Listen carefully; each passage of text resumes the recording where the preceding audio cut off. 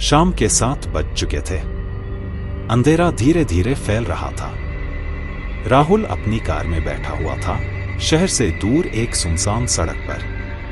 उसके चेहरे पर चिंता की लकीरें साफ दिखाई दे रही थी। वह अपने फोन को बार बार देख रहा था, लेकिन नेटवर्क नहीं आ रहा था। लानत है, उसने गुस्से में कहा और स्टीयरिंग व्हील पर हाथ मारा। राहुल को याद आया कि कैसे उसका दोस्त अमित ने उसे इस रास्ते के बारे में बताया था। यह शॉर्टकट है, अमित ने कहा था, तुम 1 घंटे की बचत कर लोगे। लेकिन अब राहुल फंस गया था। उसकी कार अचानक बंद हो गई थी और चारों ओर सिर्फ जंगल था। उसने एक गहरी सांस ली और कार से बाहर निकला।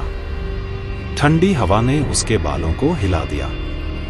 दूर कहीं एक सियार की आवाज सुनाई दी। राहुल ने अपनी जेब से टॉर्च निकाली और चारों ओर देखा। अचानक उसकी नजर सड़क के किनारे एक छोटे से मकान पर पड़ी। वह पहले उसे देख नहीं पाया था। मकान पुराना और जर्जर लग रहा था, लेकिन एक खिड़की से धुंधली रोशनी आ रही थी। राहुल ने सोचा, शायद वहां कोई मदद कर सके। वह धीरे धीरे उस मकान की ओर बढ़ा। जैसे जैसे वह नजदीक पहुंचा, उसे एक अजीब सी गंध महसूस हुई, सड़े हुए मांस की गंध। उसने दरवाजे पर दस्तक दी। कोई जवाब नहीं आया। फिर उसने धीरे से दरवाजा धकेला और वह खुल गया। अंदर का दृश्य देखकर राहुल का खून जम गया। कमरे में चारों ओर मोमबत्तियां जल रही थीं। दीवारों पर अजीब अजीब चिन्ह बने थे और कमरे के बीच में एक बूढ़ी औरत बैठी थी। उसकी पीठ राहुल की तरफ थी। मां, माफ कीजिए, राहुल ने हकलाते हुए कहा, मेरी कार खराब हो गई है। क्या आप मदद कर सकती हैं? बूढ़ी औरत धीरे से मुड़ी। उसका चेहरा देखकर राहुल की चीख निकल गई। उसकी आंखें काली थीं, बिल्कुल काली, और उसके मुंह से खून टपक रहा था। बेटा, वह फुसफुसाई, मैंने तुम्हारा इंतजार किया है। राहुल पीछे हटा और भागने लगा। लेकिन जैसे ही वह मुड़ा, उसे लगा कि कोई उसके पैर पकड़ रहा है। वह नीचे देखा और देखा कि फर्श से काले काले हाथ निकल रहे थे। वह चिल्लाया और दरवाजे की ओर भागा, लेकिन दरवाजा बंद हो चुका था।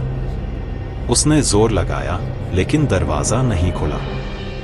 पीछे से आवाज आई, बेटा, हम तुम्हें जाने नहीं देंगे। राहुल ने मुड़कर देखा। बूढ़ी औरत अब खड़ी थी और उसके पीछे कई और लोग थे। सभी की आंखें काली थीं और उनके मुंह से खून टपक रहा था। राहुल ने एक कुर्सी उठाई और खिड़की पर दे मारी।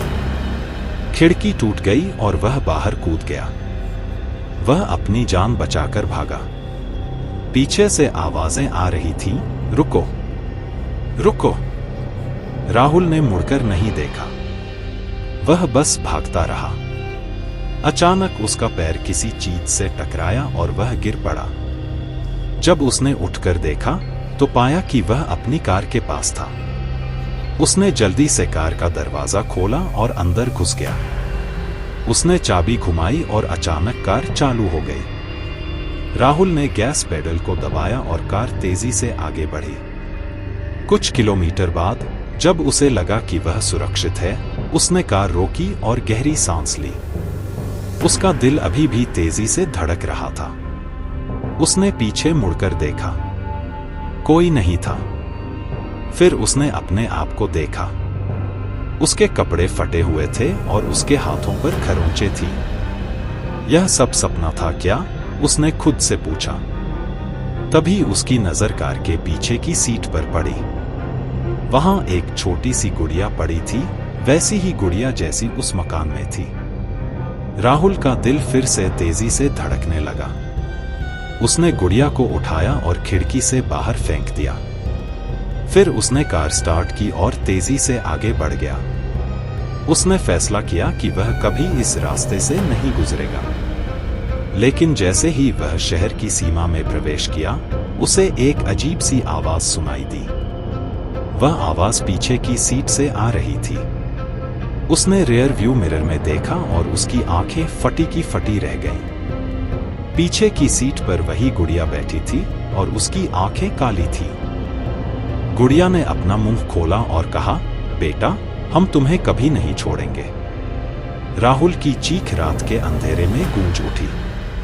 कहा जाता है कि उस रात के बाद राहुल को कभी नहीं देखा गया, लेकिन कई लोगों का कहना है कि वे उसे उस सुनसान सड़क पर देखते हैं जहां वह अपनी कार में बैठा होता है और लोगों को रास्ता पूछता है। और जो लोग उसकी मदद करने जाते हैं वे कभी वापस नहीं आते। ग्रामीण कहते हैं कि रात में जब चांद छिप जाता है तो उस पुराने मकान से रोने की आवाजें आती हैं, और अगर कोई बहुत ध्यान से सुने तो उसे एक बूढ़ी औरत की आवाज सुनाई देती है जो कहती है, बेटा, हमें और भूख लगी है। लेकिन कोई भी इतना बहादुर नहीं है कि वहां जाकर सच्चाई का पता लगाए, क्योंकि जो जाता है वह कभी लौटता नहीं। और इस तरह राहुल की कहानी एक चेतावनी बन गई, कभी भी अनजान रास्तों पर मत जाओ, क्योंकि तुम नहीं जानते कि अंधेरे में क्या छिपा है।